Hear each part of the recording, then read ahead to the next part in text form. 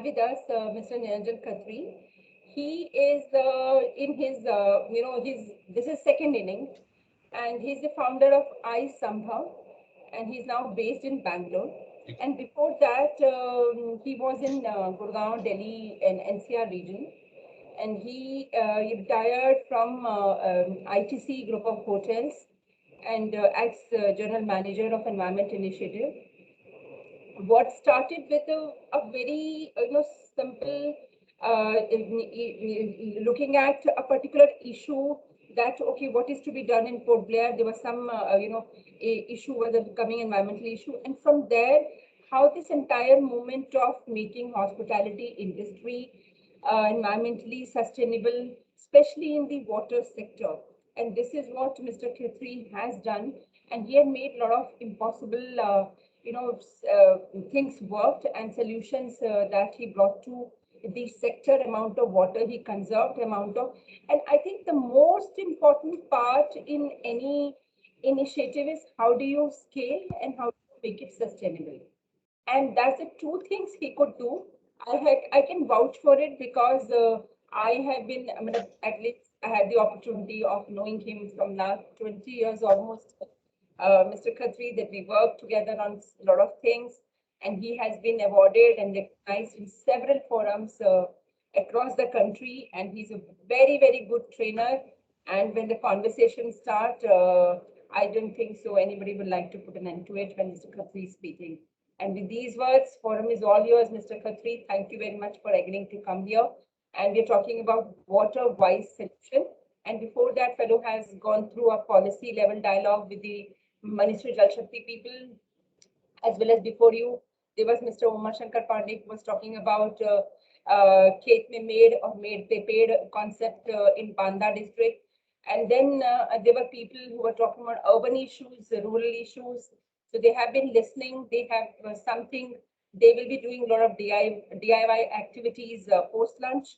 So all about water, but we think water is one drop, but it has so many different formats. So I love to hear the kind of work that happened before done by you and your leadership. So over to you. Thank you, Alka. Thank you very much. Namaste, Sat Sri Akal, Adab, and Jule to all of you. I'm sure you understood where the first three forms of greeting came from, but I have my doubts if any one of you will know where does Jule come from. Jule is a greeting form. Jule is a greeting form in Leh Ladakh, which covers good morning, good afternoon, good evening, good night, thank you, everything. So our country is very diverse. There are lots of solutions on water management depending on the agroclimatic condition people are living in.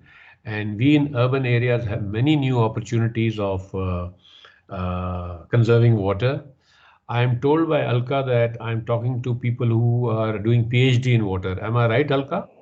So they're also, one second, they're also master level student, postgraduate. They're doing their session, MTech also are there. So diversity in terms of cities, diversity in terms of courses, diversity in terms of what they're coming from is also there in this group. Okay, great.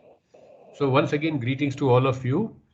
So before I start, I would like to hear from you.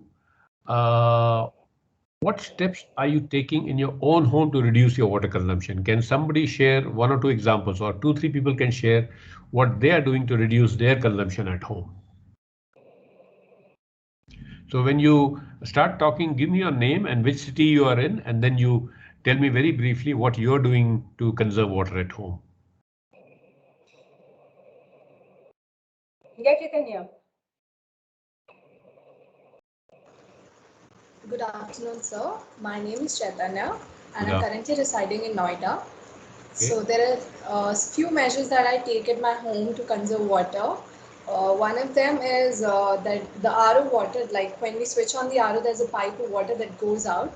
So I collect that water in the buckets and give it to my maid to sweep and mop the house in the morning, and also water my plants. And sometimes if there are few clothes that you hand wash, so I use that water even for washing some few 1-2 clothes that I hand wash. And for bathing, it's a compulsory step that I use a bucket of water in the maximum. So Okay. these are few measures that I take. Good. Good. Can I hear somebody else now? Yeah, Harshita.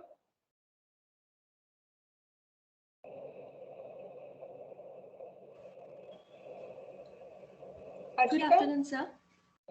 Sir, I'm Harshita Modi from Gujarat, and we have installed a system like for rainwater harvesting in our household purpose. From the terrace part, the pipeline is connected directly to the borewell. So rainwater from the terrace part is directly recharging the groundwater system.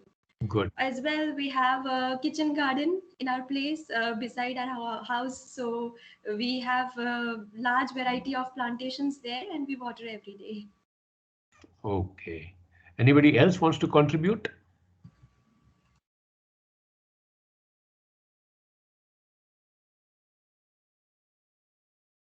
Does anybody else want to contribute? Yes, sir. Badal. Badal is there. Badal? Yes, sir. Yeah, hi. Am I audible?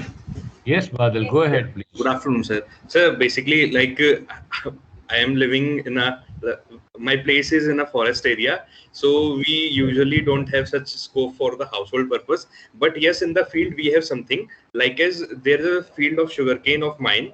So what we do, like as there is two line of sugarcane, and then again there is two line of sugarcane. So what we do, like in between these two lines, there will be watering. Again, there will be no watering, and there will be watering. Like as in alternative lines are closed and alternative lines are open, so that we can use only 50% of the required water to irrigate the crop. Okay. Also, we have a trench, a big trench in around 2 bighas. So that is its sole purpose is to store the rainwater. So whatever rainwater we get in our field that is overflowed into that area, that trench area. So it used to store water for around 3 to 4 months. Okay. How do you store water? Sir, actually, like is there is a soil, so we have made a trench there, and the flow of fields is automatically to that trench. So whenever there is rain, the water will go through that trench automatically. Okay. So have you tried to increase the holding capacity by doing something else besides the trench? No, sir, actually no. Okay. Because While I'm, once we are thinking to dig a borewell, but then we again think that this water is not that much pure, as it also includes organic matter or something, then it will eventually pollute the groundwater. So we didn't do that. okay. Okay. Yes, sir. Good. So that Yeah. means you are using conventional chemicals for your farming. Sir, yes, there will be use of conventional chemicals as well as there is use of organic fertilizers as well. But even when the water flows, then it will take the organic matter along with it. So it become polluted. Okay. Okay. Yes. Good. Thank you. Uh, Good afternoon, sir. My name is Uja. I'm from Saharanpur, UP. okay. Actually, what I do is whatever the amount of water is expelled out from the AC, I use it in watering the plants. Okay. Okay. So Okay, I Sadan. noticed. Sorry, somebody said something. Yes, I'm saying Sadan is also there, one person. Yeah. Okay, good afternoon, sir. So, Good I afternoon. think you cannot see me because of my network issues, but the thing which we are adopting at my place is that with this new construction at my place, so we have got a kitchen like sort of on the outskirts of my house. Like as you open the main door of my house, you'll find kitchen, and the pipe that is the water sink, जो sink है kitchen का. So we are letting that pipe out in that small garden. So we have got this small garden which I have grown papaya. We have got a papaya plant and we have got tomatoes. So all the kitchen water which is being used, we of washing vegetables or washing meat, something is being directly going to that garden. Also, my mother is used to storing rainwater because she also considers sacred. Good. I think we'll stop at that. I'm glad that since you're already in the water field, you are doing something at your home level. But the water challenge is so severe that we have to change the trajectory and try and become a water positive country. Today, since you are in this field, you must be aware that we are a water-stressed country. So does anybody know the definition of what is water stress?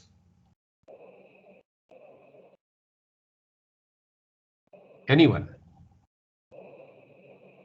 What is the definition of water stress? Okay, since I'm not getting any answer, I'll give you the answer, but in a little while. So let me start my presentation.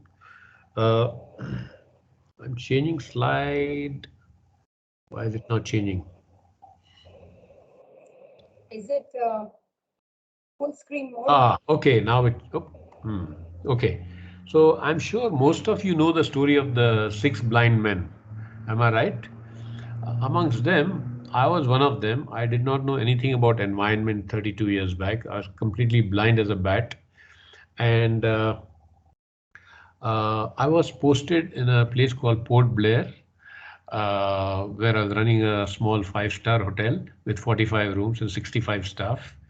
And a month after I landed up there, I get a call from the late Commander-in-Chief of Navy, Admiral Govil. He asked me to do something about our packed lunch boxes, which were being littered in various islands. So those of you who have not seen Port Blair, just to give a little background, there's nothing much to see in Port Blair because it's a very small place. So tourists come there primarily to see various islands, and they go north, south, east, west every day to see the islands. And the islands, there was nothing else except the sun, sand, and the beach. So the tourists had to take the cardboard packed lunch box from the hotel and the towel, their snorkeling equipment, and water. And when they came back with 3 things, but they did not bring the cardboard packed lunch box. And our hotel name was written on top of it. So the admiral very politely told me, do something about it. Without thinking, I said, yes, I'll do something about it, but I didn't do anything. And then again, a month after, I got a call from the conservator of forest with a similar request that your tourists are messing up the island and you must do something about it. And very foolishly, I again said, yes, sir, without doing anything because I didn't know what to do. So then it occurred to me that why don't I speak to my heads of departments in the morning meeting and find out if they have any ideas. So I said, look, this feedback which is coming from the local stakeholders is very valid and we need to do something about it. So I asked them, do you agree? They said, yes, we agree. I said, any ideas? There was deafening silence. So I thought, okay, the chief is bullshitting and the team is also bullshitting. But then after a month, it occurred to me, why don't I appeal to the good sense of the tourists and we put a small sticker on the packed lunch box and said, please do not litter the island. Please bring it back to the hotel for disposal. So to our pleasant surprise, we found that 50% of our tourists brought it back, but 50% didn't bring it back because, you know, when you are staying in a 5-star hotel, your egos are a little whale size or elephant size, like you see the elephant in the picture. And we are not in the business of fighting. So we decided that we'll stop giving cardboard packed lunch box because that was depleting the forest. And there's a nexus between forest and water, which I'll share with you a little later. And we got steel tiffin box and started giving steel tiffin box. So the first lesson that we learned by putting the sticker on the packed lunch box was something about EPR. EPR, you might be knowing in the subject of environment, is environment extended producer responsibility. Okay, so today there are a lot of products which come under the extended producer responsibility umbrella, whereby if you are making batteries, you know, the customer cannot throw the batteries. He or she will go to a battery shop, give the old battery and get a new battery and get some kind of discount.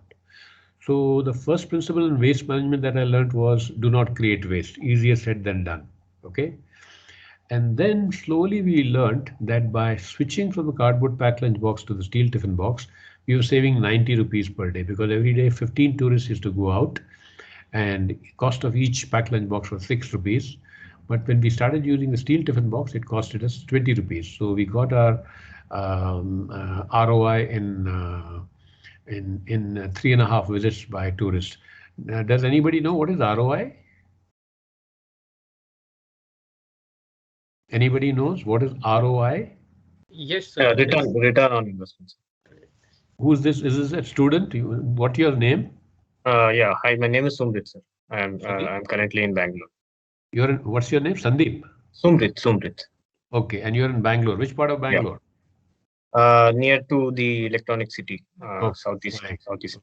Okay, we are in the same city. Okay, so ROI, according to me, is return on imagination. Okay, does it sound much better? Because when you save a lot of money, it should be a return on imagination. And return on imagination is what you need to work on when you are working on water. What you've started with is okay, but not good enough. Okay. So this is how my journey started in sustainable development. So Alka has invited me to talk on water. So today I'll be talking on water. Oops. So I already told you my beginning. Global water availability, I think everybody's aware of.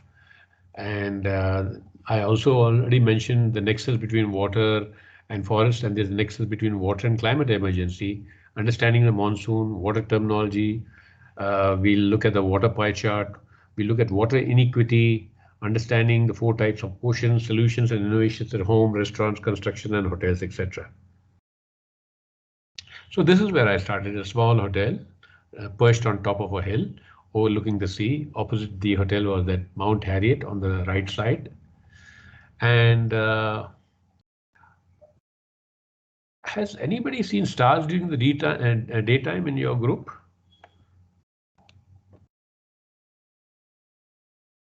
Yes or no? I want to hear a yes or a no. That's all. Nothing more. No, sir. No. Okay. On 1st of April 1990, I saw stars during the daytime because our water supply was cut from 10,000 liters per day to 2,000 liters per day for a 45-room hotel. I did not know how to run a hotel with 2,000 liters of water. So what did we do? So I told my engineer, if Alka is staying in the hotel, do not give her water in the room. He said, what, sir? I said, you heard me right. Shut the water supply. Don't give her water in the room.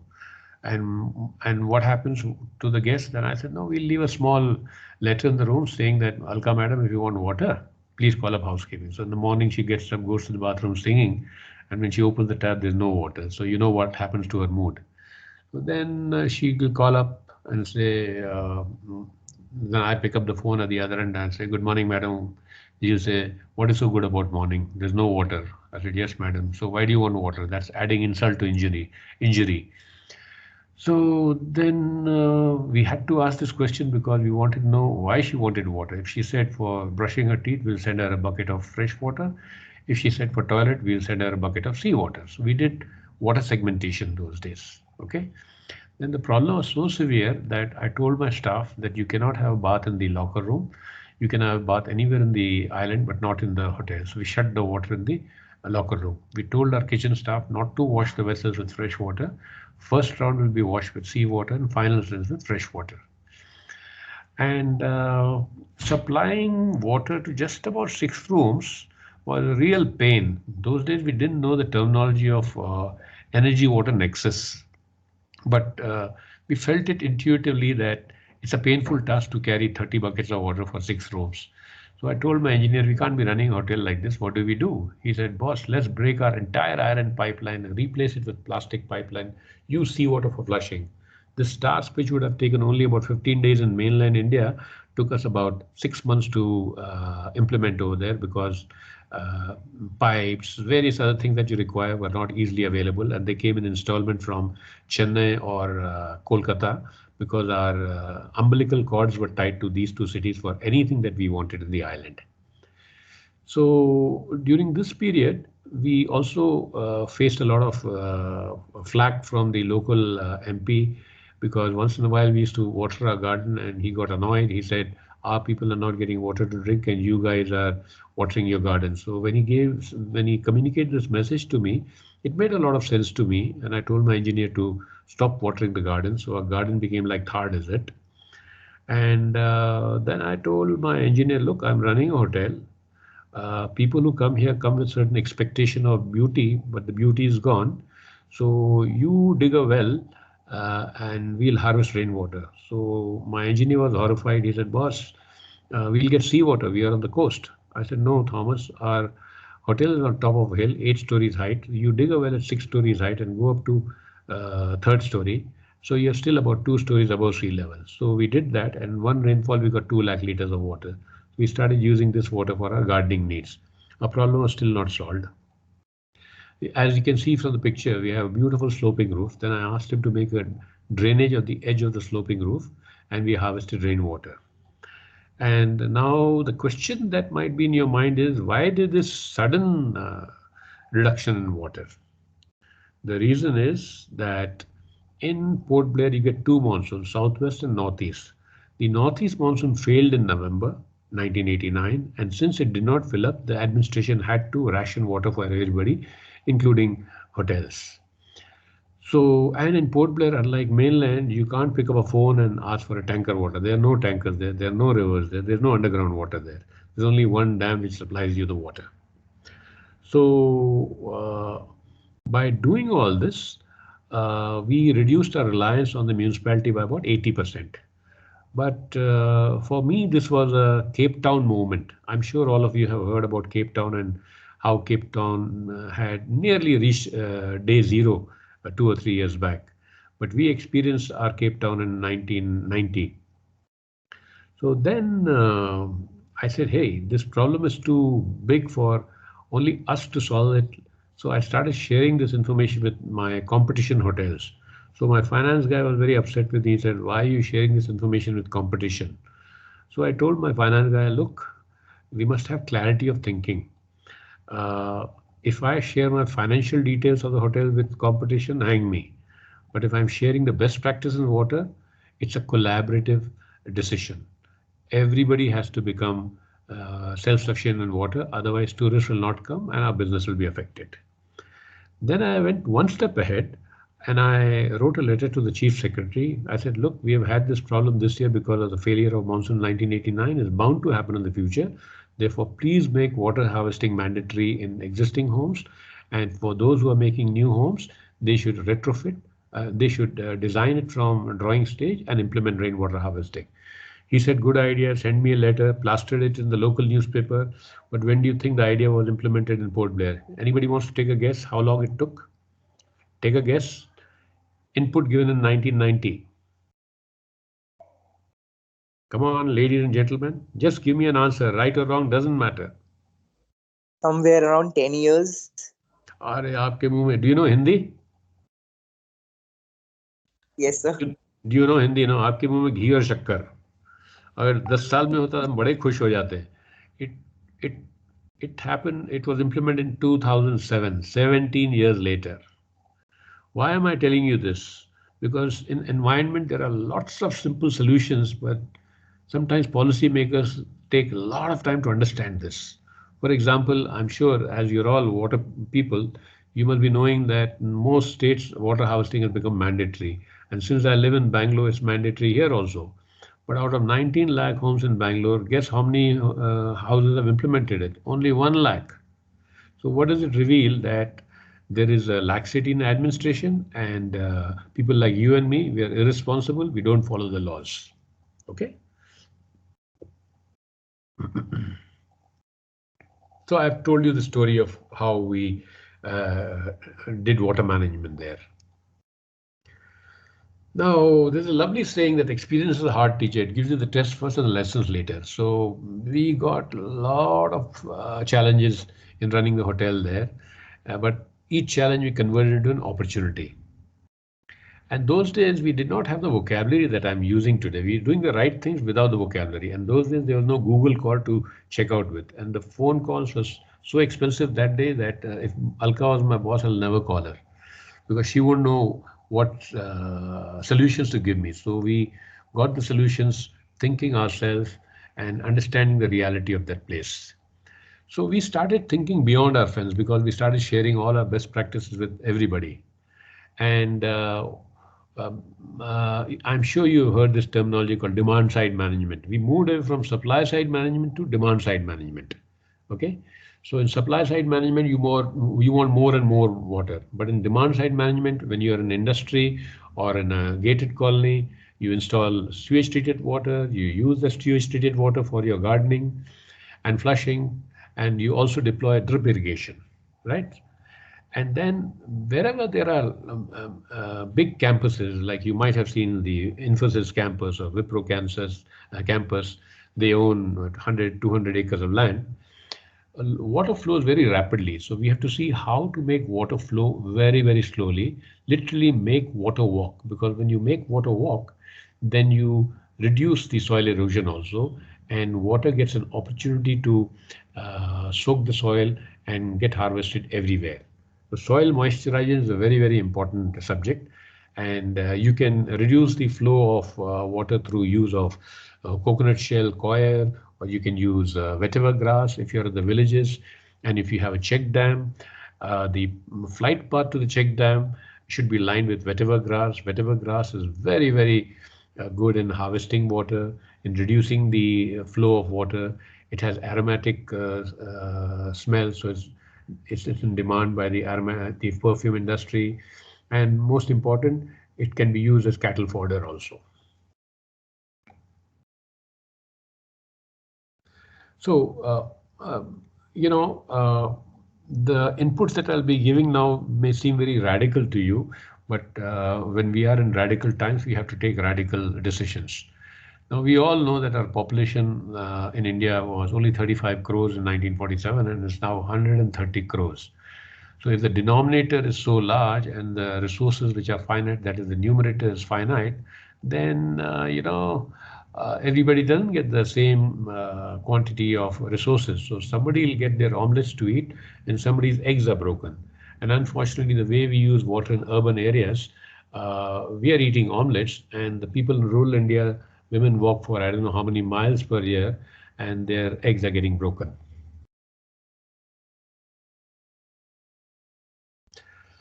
I'm sure all of you know how much fresh water is there globally. It's only 1%. Balance is in the form of seawater or in icy mountains. So India's water maps. So India gets about 4,000 billion cubic liters of water. Nearly 1,000 billion cubic meters lost in evaporation, and nearly 1,000 cubic meters not available to us. And what is available to us is only roughly about 1,869 billion cubic kilometers, and usable water is only 1,123, right? 1,123. And what is the meaning of sustainable water management? That means you have to source it through rainwater harvesting, as some of you are doing, aquifer management, conservation and consumption, reduce water consumption. We all overuse water.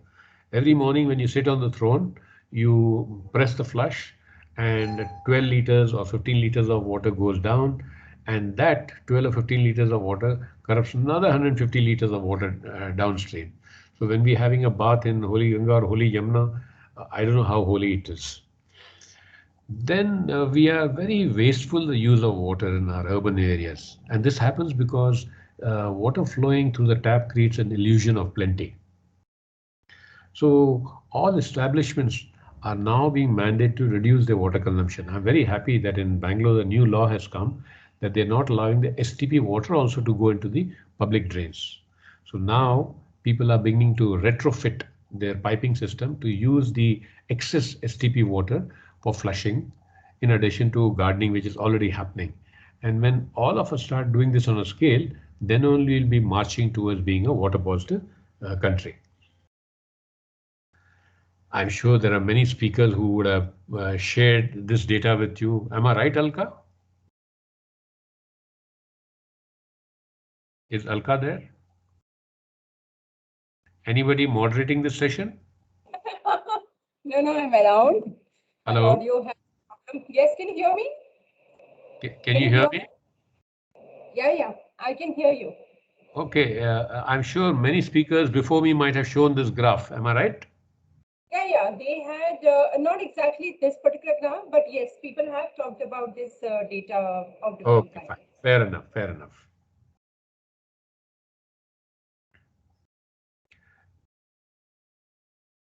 So a little while back, I mentioned about our cardboard experience and how we became sensitive to the deforestation which is happening.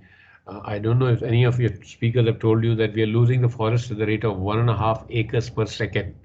So in the 1 hour that I'll be talking to you, close to about 400 or 500 acres of forest would have gone globally. And we are in the midst of climate emergency. Forget climate change. Every year we are getting hit either on the east coast or on the west coast with various kind of storms, and their intensity will only increase. And with such storm surges, it'll bring in a lot of saline water into the land area, and that is going to reduce our water availability also for our farmer friends. And people do not realize that forests are standing dams. We are cutting them without a thought. We're making 6-lane roads through them, and I don't know what all is happening. So we have to conserve our forest very, very jealously. And therefore, I remember in Port Blair, our hotel was made out of wood. So I asked my engineer, how many trees would have cut to make this hotel? Now, he had worked with 5 other engineers. Nobody had asked him that question. So he scratched his head and said, oh, 500 trees. I said, okay, go and plant 20,000 trees. He was shocked. He said, boss, we have 87% forest cover here. Where will I plant 20,000 trees? I said, you have a point. So what we did, I picked up the phone, spoke to the Airport Authority of India chief. His name is Narsimhan. I said, Narsimhan, you don't have any trees in the airport. We are going to plant 1,500 saplings there at our cost, and we'll take care of it. I just need your permission to plant it. He said, okay, and we planted 1,500 saplings. But we knew what we were doing was just a nano initiative. So what we did in the airport was we put up a huge hoarding saying that planting trees is every individual and organization's responsibility. And then I was very happy to see that in 2005, United Nations came out with a concept called UN REDD. REDD is reduction of emission through destruction and decimation of forests. So what we had started conceptually was a compensated repository of forestation. Basically, if we have cut X number of trees, we must plant so many more for our future needs and make sure that the ecosystems are healthy. So if you have trees, your water availability will go up.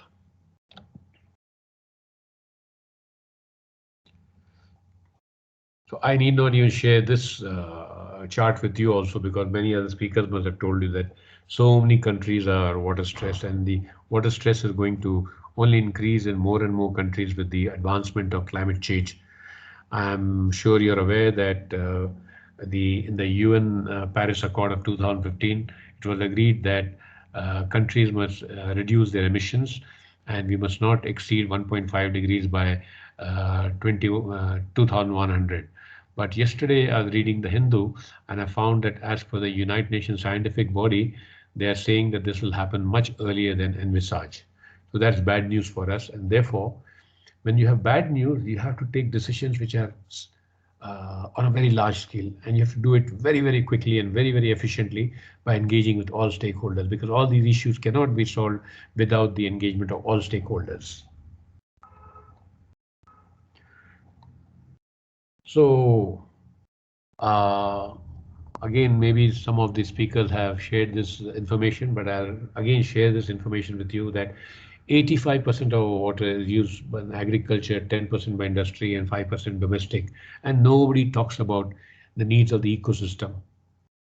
Most of the rivers across the world do not reach the sea because the flight path of the river, we use it for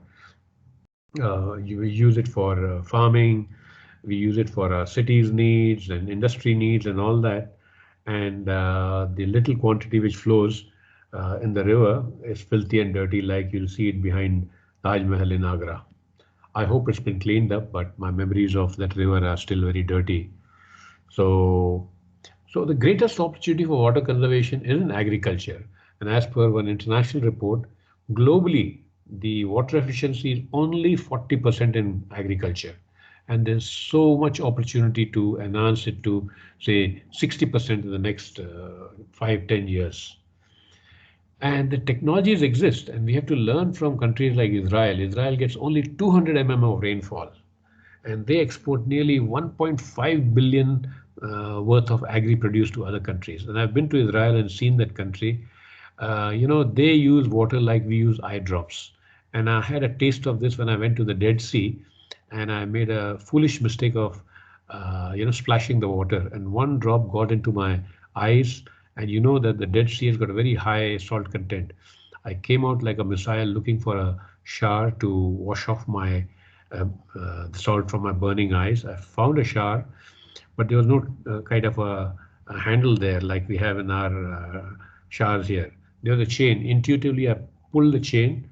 I got a little water, left it, rubbed my face, and again I had to pull the chain, and again. So I was so impressed that in that place they made me understand that they use water like a eye drop, whereas we hemorrhage with water in this country and we say we are water stressed. So there's a very paradoxical behavior that we follow in the country. Of course, industry also has a lot to do, but industry under regulation is doing a lot of work in this area. As a matter of fact, the chain that I used to work with earlier reduced its water consumption by 60%. I'm guessing you are all in the age group of about 23, 24. Am I right, Alka? Sanjay, Negi, can you hear me? We can hear you. Actually, we have kept it on mute. So by the time you speak and we have to unmute it. Yeah. There are of like 23, 22 to 25 of each. Okay. So since you're all very young, let me tell you the stupid practices that we used to follow in the hotel industry, some in the 80s and 90s. If you go to the urinals of the five-star hotel those days, the water used to flow 24/7. Then in 90s, when we became aware of the silly things that we are doing, then we installed sensors at the bathroom so that when you use the urinal and you leave, then only the water flows out. But even that is water intensive. So ITC Hotel made the world's first largest green building in Gurgaon in sector 32. And in the toilets there, we made the urinals waterless. And by making it waterless, we save 335 kiloliters of water per annum. So those opportunities are there of reducing water consumption through various means. And the means are not just only through technology, it's through lifestyle changes also. So now I'd like to ask one of you, if I come to your house, what will you do with me?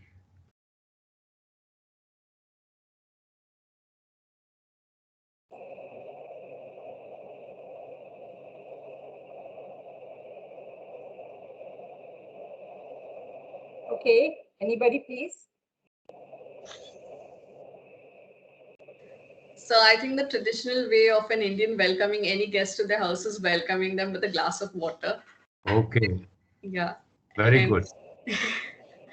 So this is the first thing that I would do, and then I would tell you to Thank sit. you. Stop. But if you come, what's your name, madam? My name is Nivya. Nidya. Nivya. Okay. There was a distortion. I didn't hear your name properly. Doesn't matter. If you come to my house, I'll bring a small glass. I'll bring a bottle and I'll ask you, you want to have a small peg or large peg of water? I'm sure you're laughing. Hello, are you laughing? Please answer. Yes, sir. You're laughing, no? Okay. I want all of you to have a very hearty laugh because laughing is very good for health. So come on, do ha ha ha in your house. I want to hear your voice at least. Ha ha ha. You're not laughing. We all are laughing. It's just you can't hear it. No. At least one person. The lady who just spoke to me, ask her to laugh. I want to hear her. So you have to unmute yourself, Nivya.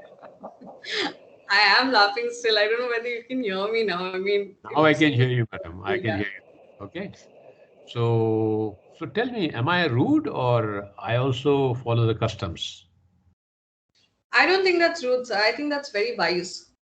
Because, there are a lot of times when you take a glass of water to people and they don't touch it most of the times. Sometimes you just take one sip of water. So I think it's very wise. You're asking them their needs and you cater to that. Okay. So because you're water people, you have caught on very fast to what I'm saying.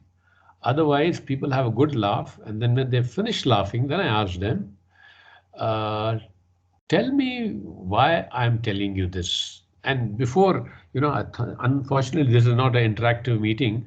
I missed the face-to-face meeting. So I asked people, okay, you know there's a water problem, and they'll tell you, yes, there's a water problem. I said, you told me there's a water problem, and when I come to your house, you will give me a full glass of water, and maybe I'm not even thirsty, and I'll have a sip. Will you put it back in the fridge? The answer is no, right? So if you do the maths, because of so-called customs and traditions, we give a glass of water to anybody who comes to our house. We have to break the custom. Because we do the maths, just a rough math. Let's assume our population is 100 crore, we have 25 crore homes, and in all 25 crore homes, they fill up water for breakfast, lunch, and dinner, right? And each home must be wasting at least 1 liter of water. And I'm taking a very conservative figure. The figures are far more.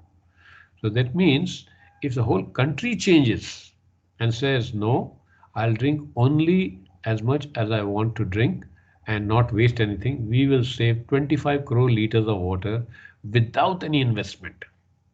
Now, if you add the washing of the glass, then the figures jump nearly 3 times more, right? Now, when I was young, we never used to drink water in the glass. We had a matka in the house, and we had a kind of a glass with a big handle. So we'll put that thing inside the matka, and without touching with the lips, just drink water that way. So we were doing the right things, and the point that I'm trying to make is that none of us have a meter on our forehead ki how thirsty we are. So we have to answer these questions, engaging with the family and tell them why we need to do this by telling them, look, we need to understand that we cannot read people's thirst quotient. Now, thirst quotient, I'm sure nobody has taught you. Am I right? Anybody wants to answer? Have you heard of this terminology called thirst quotient? Nobody used it that way, huh? Yeah. So I am a bit of a, Madari. I like to create my new concepts because if you implant these ideas with words which will stick, and then things happen on a scale. So since I'm a hotelier, in 2018, I was conducting a lot of training program for hoteliers across the country and across chains. And I used to tell them that, look, we are a little foolish in our service design that the moment Alka comes to the restaurant, we'll give her a glass which is the size of Qutub Minar, and then she will order beer, she'll have a soft drink, and she leaves the water behind. So we waste a lot of water. So, and I said, then you guys say that you don't get online water, you get water in tankers, and you don't even know the quality of water. Therefore, you spend so much money on improving the quality of water.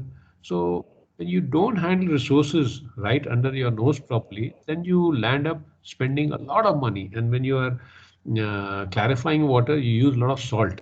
And that salt again goes into the ecosystem and that spoils the water. So we have to become very, very wise in use of water. I'm not using the word smart. That word smart reeks of arrogance. Smart cities, I don't like the smart city. It should be wise cities because a smart city will take care of people like us who have cars, etc. But a wise city will ensure that a person who is old is able to cross the roads properly. A person with disability will be able to cross the road properly. All those design features are perhaps not there in the smart city.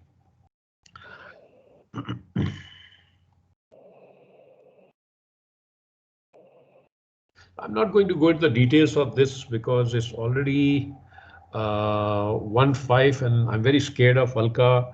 So I have to ask her how much more time she'll give me, and accordingly I will go forward. So so 1:30, if we can wrap up, but we need some 15 minutes for question answer. So if you calculate that way, so you have some 13 to 50. Oh, it's only 2. I didn't realize it. I'm really sorry. Okay, so what time you want me to finish?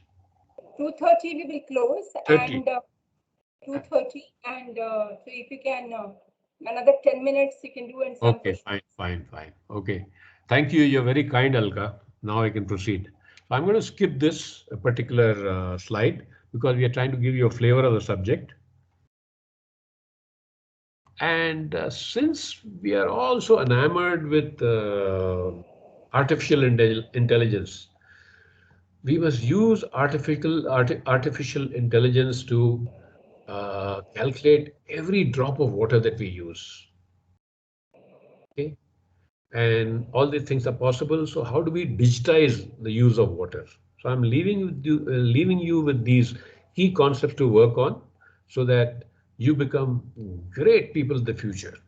The fact that you're in this domain, you're already great. I'm giving you many salams and jules. Okay. So now let's understand monsoon. I'm sure all of you know that we have 3 months of monsoon and 100 hours that rains approximately. And on an average, we get about 1200 mm of rainfall. And we get very heavy rain for 10 hours in cities. And therefore, every year, cities, including Gurgaon, Bombay, every city is flooded. We are in the midst of monsoon now. And it's very unfortunate that a place called Shirapunji in Meghalaya, which gets maximum rainfall in the world, if you go and stay in the hotels, they'll tell you, please use water with care, and they buy tanker water. And if you go to Churu district in Rajasthan, where they get only 200 mm of rainfall, and suppose Alka is living there and I go to her house, if I am a non-VIP, I'll get a glass of camel's milk to drink to quench my thirst. But if I'm a VIP, she will ask her daughter, go to that room, she'll give her a bunch of keys. उस room से एक glass पानी लाइए निरंजन खत्री के लिए.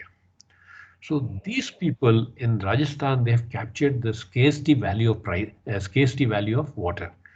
Now, I'm sure nobody has talked to you about scarcity value pricing, but today the cost of water is so cheap in the country that we don't bother to save it. Whereas in your own home, you would have noticed here, if you have left your fan on or light on, when it's not being used, you'll get fired by your mother or father or by brother, sister, etc. Okay. And talking about energy, I remember I was in third or fourth standard. I was studying. I'm from Jamshedpur. I studied in Jamshedpur, and it was height of summer. The temperature was 42 degrees, and I was studying. And my eldest sister, she comes and she gives me a slap, and she says, "Why are you studying with the fan?" So I looked her up. My God, eldest sister is saying something, but she said, "So what should I do? Learn to study without the fan." So I was frightened of her. I said, "Yes, madam, 3 bags full." But she taught me a very beautiful lesson about resilience. Today, you must be hearing words like mitigation and resilience. She taught me to study without the fan and not complain about it. So when I was staying in Gurgaon for 22 years, in the height of summer, I'll be in my room and I'll put out the fan. So then suddenly my wife will come and she'll, "Are you mad?" And she'll put on the fan on. So I keep practicing how to, manage with difficulty. And this is the kind of resilience that we need to teach a lot of people. Because today, if you're in urban areas and you're coming from a privileged family, everything comes to you very easily. So even when things come to you easily, you must use your resources with great care and mindfully. I'm using the word mindful. We are not mindful in the use of resources across the world, more so in the West, and we are following those bad practices in India also. And we must, even if we have a lot of money, we must not throw around our money. Use it with great care, including water and any other resource that you use. So this is a picture from the 90s. Our rivers are filthy and dirty. We know that. And in the 90s, the ash from the coal mines used to be released in the Damodar River. And it's again very paradoxical. We call our rivers Ganga Mata, Yamuna Mata, etc., but we abuse water. There's a river, the Kaveri flows from a place called, I'm forgetting, Talle Kaveri. The Kaveri River in Karnataka flows from a place called Talle Kaveri, which is the source of the Kaveri River. And there I found people having a bath right at the source. So we don't have a concept of thinking of downstream people. And it's a good custom, it's sanctioned. Can you hear me? Yes, we can hear you. And can you see me? Yes, we can see you, we can hear you. Okay, fine. Now let me open my... Mr. Khatri, we can talk about those solutions and then we can just go to the quick discussion. So by 2:30 we close and then they'll come back at 3:30. Okay, so you want me to go straight to solutions? You can just talk about the key thing that you have done, so that because on terms of the overview and all that, they have all gone through it earlier. So Okay, most fine. important part is the wonderful I'll tell work them that about you have done. solutions. Yeah. Okay, can you hear me? Because there's some distortion. We can hear you very clearly. Okay, fine, fine. So,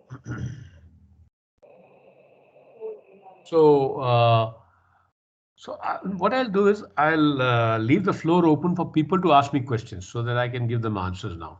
Will that be okay? Okay, fine. Let's do that. Yes, yeah, Manika. Hello, sir. So Yes. my question is like on Israel particularly. You mentioned you've been there and they are doing fabulous in the irrigation sector and water management sector entirely. If you've seen the water policies of Israel around the water sector, they are very progressive. They, have introduced the block pricing technique in which there are blocks. If you exceed, then you have to pay more for the other block. So I was wondering, I was just thinking in the context that if this is such an efficient policy, wonder if we can put it in India. But when I thought of putting such a policy in India, I got really stuck. How will I convince the people? How will, the policy makers address this as a, vote bank kind of a situation? Because people wouldn't want to pay that way in a block system. I got your question. I got Okay. trying to say. So let me answer that. I've been facing this for many years. So the standard answer is that how can you charge the poor so much for water? But the reality is that the poor pay 25 rupees for a bucket of water, and you and I pay anything between 30 paisa or 60 paisa per kiloliter. I'm talking of urban centers, right? So I was interacting with the policymakers when I was in Delhi, and I was part of the CII National Committee. And there I suggested to the Secretary of Water that time that time has come for us to set up BWE, that is Bureau of Water Efficiency. It is something like the Bureau of Energy Efficiency. You must be aware of that. The Bureau of Energy Efficiency has led to saving 89,146 crores of energy in year 2017, as per Mr. R.K. Singh, Minister of Power. Okay. Now, if we have a Bureau of Water Efficiency, then what will it require? It will require that every sector, be it industry, agriculture, or domestic sector, has to calculate its water footprint and feature in the annual report. Now, cities don't have an annual report, but they can make a rule that cities also need to make an annual report and reveal in the annual report how much water was used last year, how much reduction is there, and there should be a declining trend. And this is the practice that is being followed for energy, for industries in energy, right?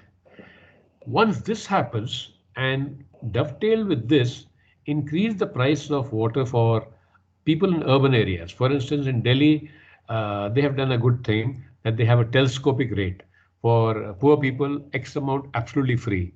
After that, certain amount. After that, higher amount. And it goes up as you consume more.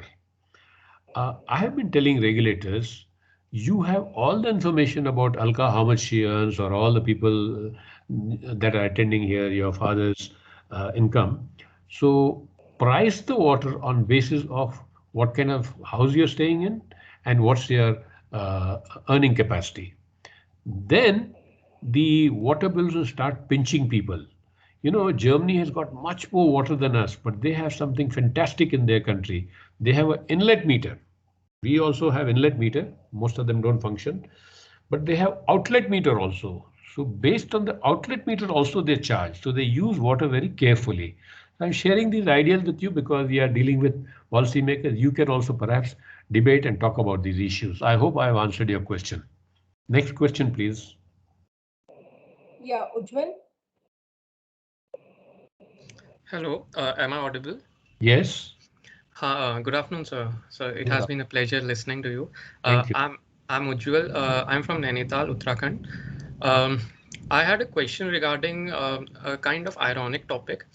So we know that awareness regarding to water issues and treatment of water is like really important, and it really helps any cause. However, and we also know that most people don't know where their water is coming from. So it is a thing that we might need to educate them. But I've seen a problem regarding to this topic in my locality. There is a city nearby that functions, that's basically an agricultural town, and they get their water, the water that they are using for irrigation, as a as a product of the sewage treatment plants. So they are getting that water for irrigation. Now the problem with awareness here arose in the way that society was a bit reluctant in accepting their products, because the water that they were using was coming from a sewage treatment plant. So here is a problem that's arising from a misinformation, I will say, in between people. So it's instead of helping it, it's creating problems for the people because they can't sell their goods. So how do you propose we tackle such a situation? No, I mentioned Israel some time back.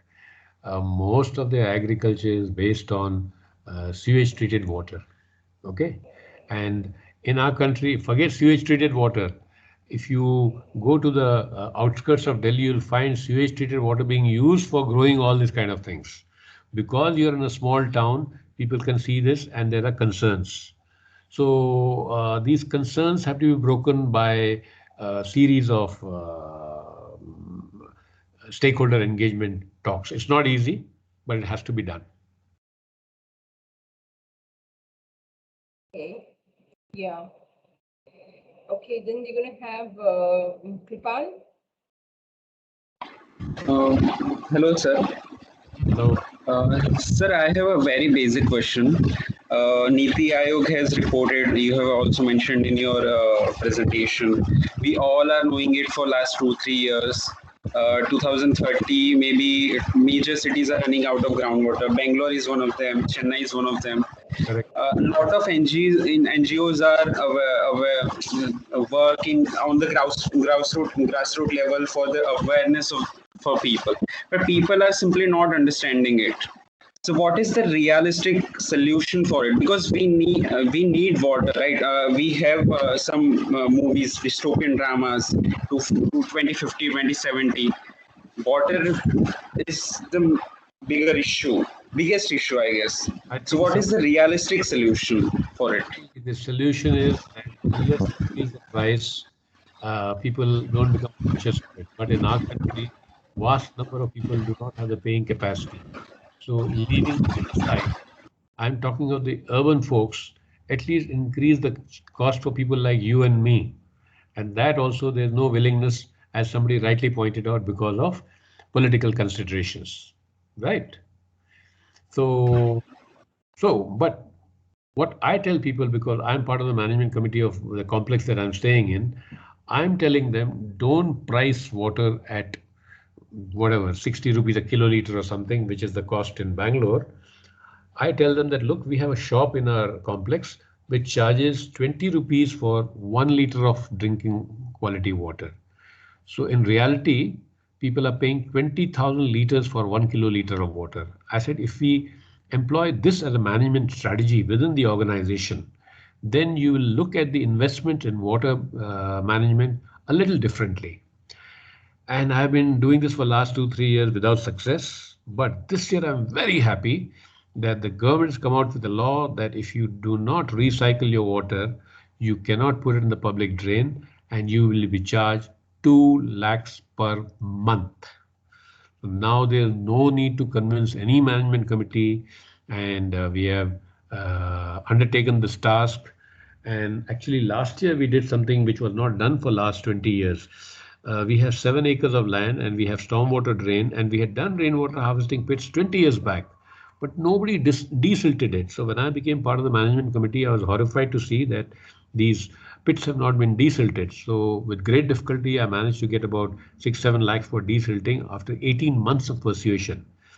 And when the task was over, now we realize that we can harvest 7 million liters of water per annum, because the thumb rule is that if you have 1 acre of land, you get 1 million liters of water per acre.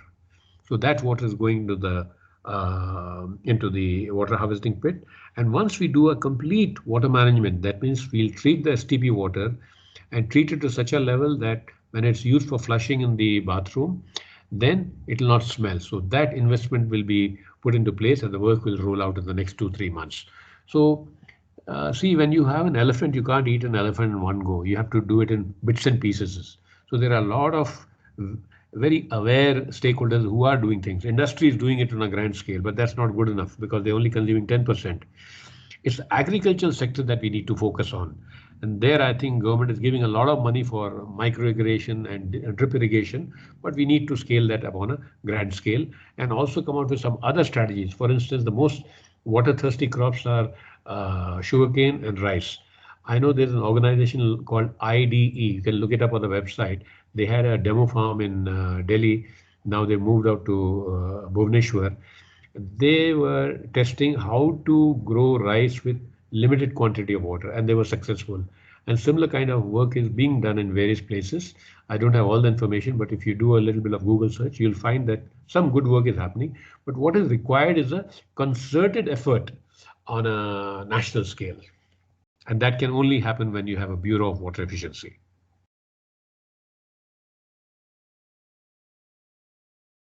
Next, please. Okay, sorry, my audio was muted. But okay, I have a couple of questions, but then okay, Apurva, you go ahead, please. Hello, sir. Sir, I have one question.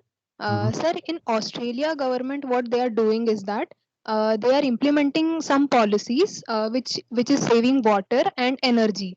So what they are doing is that they are providing some benefits and some complimentary coupons for their efforts.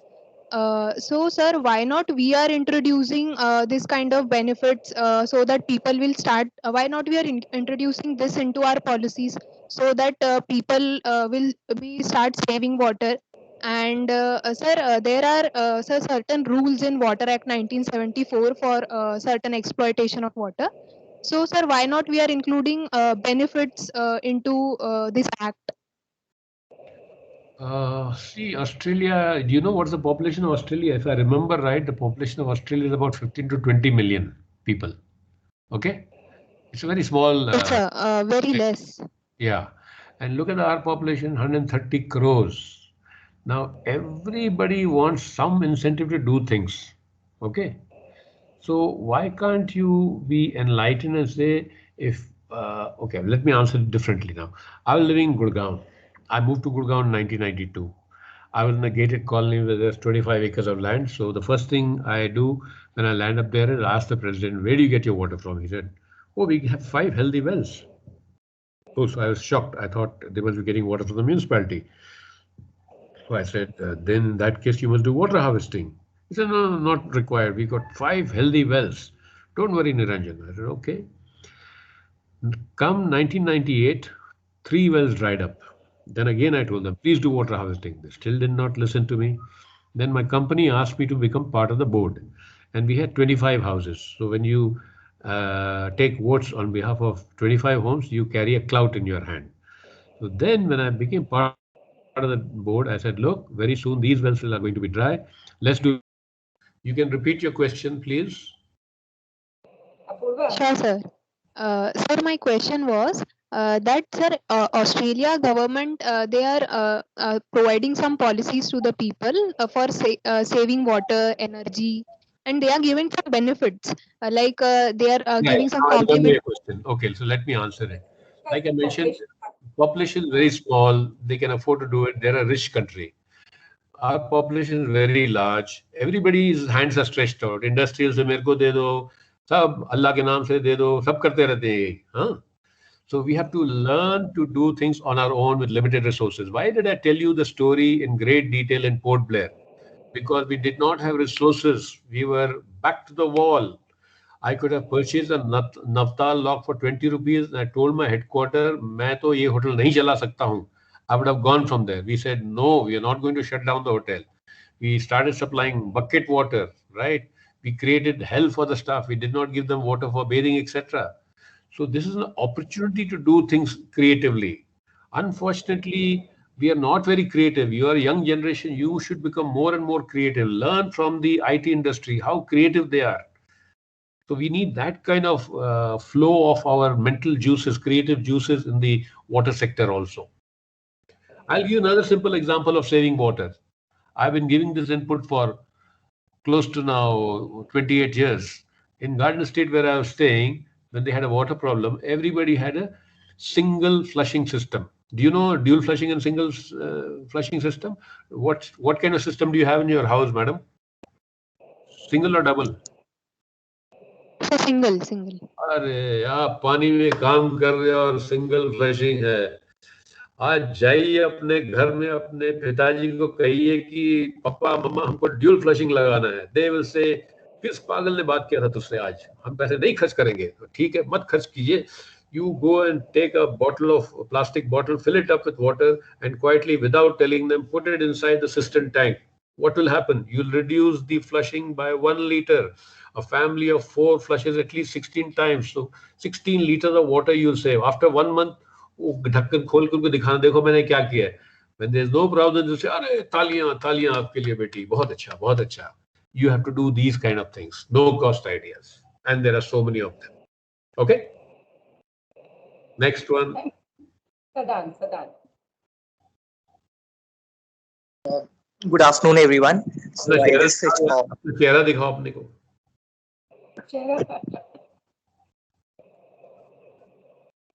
हाँ, नाम क्या आपका? Sadan, here, sir. हाँ? Here, Mr. Khatri, he is on the top there. Sadan. Madam, you can go off because I think there's a bandwidth problem. You can go off, madam. Sir, I think I have a bandwidth problem. Sir, I guess I have a bandwidth problem. So myself, Sadan. So my question is not directly from the presentation, but while I was going through the information that was given to us about you, so I just was talking online and I found that you run this organization called isambhav. So what I also came across was that isambhav work towards providing a nutritious meal to the underprivileged and poor people. So clean water is one of the major challenges when it comes to poor and underprivileged people and children. So I just wanted to know that are there some ground level activities your organization is doing to supply contamination free water to them? Like, are you running a plant, or are you in contact with someone? Like, when you're supplying a nutritious meal, then water is one of the major components when it comes to I got your question because I'm very scared of Alka. I'll stick to time. Okay, so to answer your question, my organization, there's nobody. There's only me, myself.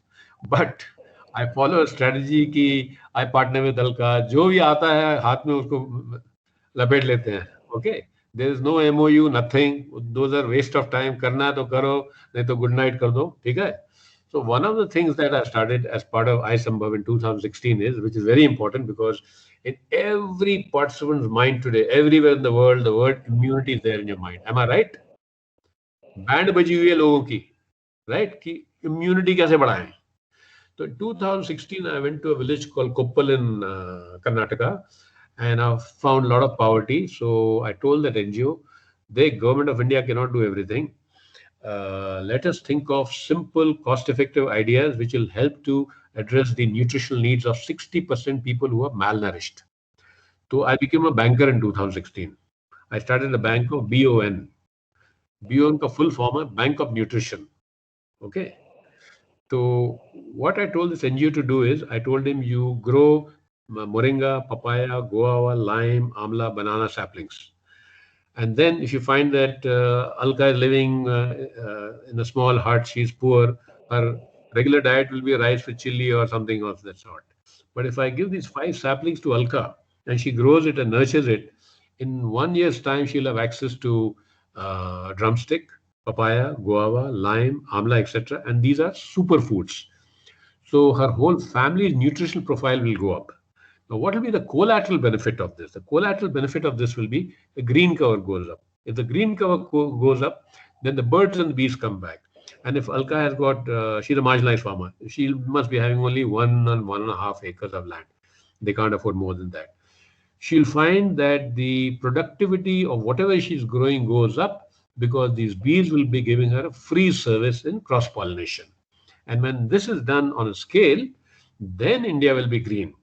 So from one village, it moved to about another 5 villages in 2016, and then nothing happened for over a year after that. Last year, I caught hold of a guy who teaches poor kids in Tamil Nadu and Karnataka villages. I told him, please give experiential learning to the children so that in addition to the mental nutrition, you're also taking care of their physical nutrition. And we gave these kids saplings to plant along with their brothers, sisters in their own homes. It's now 10 months now. And they're growing all this. So this is a very simple idea, scalable and replicable. Koi bhi kar sakta hai. And since you guys are attending this program, I want a roti from you. Will you all give me a roti? रोटी खिलाओगे मुझे एक? बड़ी भूख लगी है मुझे, वही 2:30 बज गए हैं अभी. हाँ या ना बोलो यार. You are representing everybody. आप खिलाओगे रोटी? Yes, sir. Okay. They'll get it. They still haven't had anything. रोटी मेरे को वो नहीं चाहिए, पराठे की रोटी नहीं चाहिए. वैसे ही मैं मोटा हूँ. आलू की रोटी नहीं चाहिए, मेरे को बीवी मारेगी. ठीक है ना? मुझे चाहिए return on time invested. I have invested 1 hour and 40 minutes in you. Okay. Now, will you all promise me that you will go back home and try and change your cistern into dual flushing system or put a plastic bottle? And you start offering people small peg and large peg of water. Can you all promise me this? आपने सिर हिला दिया, मैं आपको पकड़ूंगा अलका के through. ठीक है? I'll pass on their names and numbers to you. तो अलका मैं और टाइम नहीं लूंगा because I think I've exceeded the time. Yeah, I think perfectly fine, sir. Thank you. And I was telling them that, when you do live sessions like in person, they're much more fun. It's just the technology is limiting factor. And another thing was that none of the experts in last 3 days had any issue with Microsoft Teams. And you were the only one who was very, very apprehensive about it. And you can see what happened. So think positive. I think the most important part is we all need to think very, very positive about everything. And then the positive thing will happen. Chalo, theek hai. What Mr. Khatri is talking about, that we need to really find very positive, very low-cost solution and work towards it. I think is a very valid point that we are going to work on water issues, but some changes we need to do at home also. And I think the group who is going to work on the water audit after lunch should focus on that. I think that will be another. So that we have something very connected to it post-lunch. So thank you very much, sir, and looking forward to work with you on other things also. July. Yeah. Okay. Thank you.